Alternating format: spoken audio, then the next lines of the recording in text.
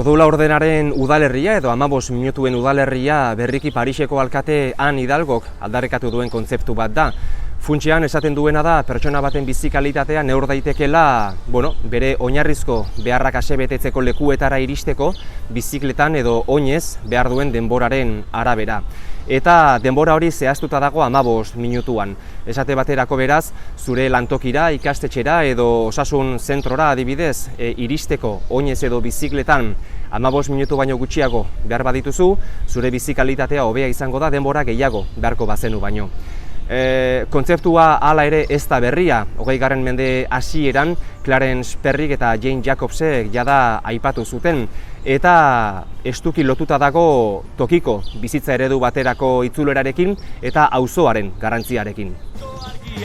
Nola ikun sentiratzen gintuen